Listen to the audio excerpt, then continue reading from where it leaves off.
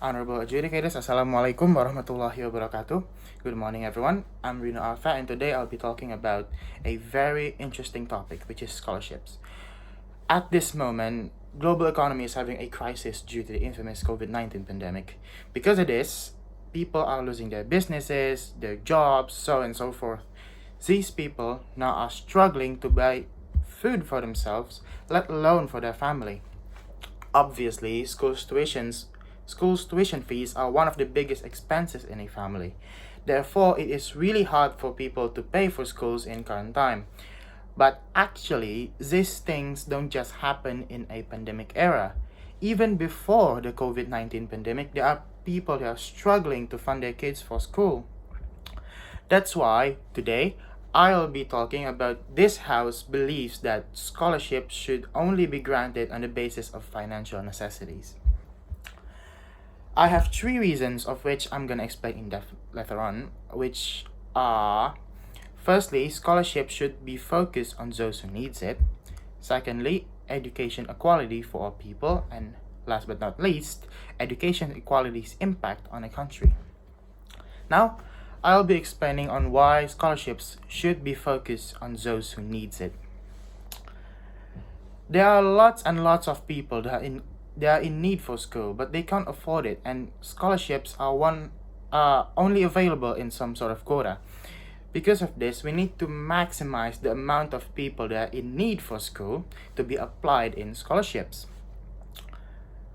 Because otherwise, these people will not ever go to school due to their financial problems.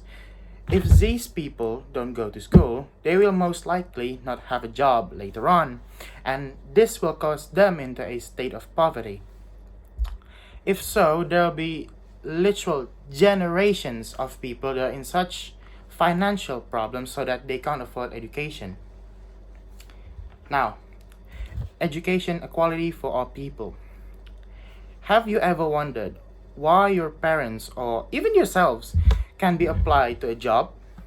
Well, that is because of one thing: education. Without education, you won't have a job, and there will be literal families that can't afford food for themselves. They won't have a place to live in. They won't be able to afford education for their kids. They won't be able to get new clothes, and the list goes on and on. All of this is because education.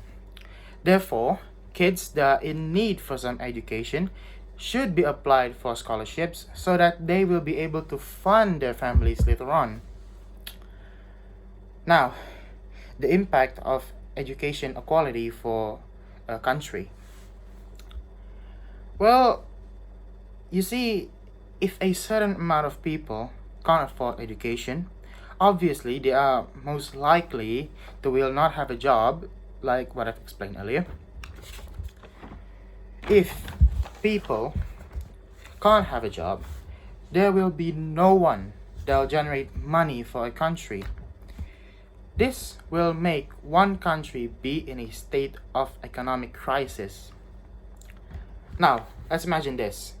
If these things happen in all of the countries around the world, there will be a literal global economic crisis.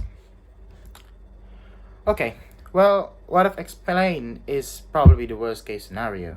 But imagine if there are, let's say, 100,000 people, 100,000 more people working, and these people are those from who can't get education, but now they can because of scholarships.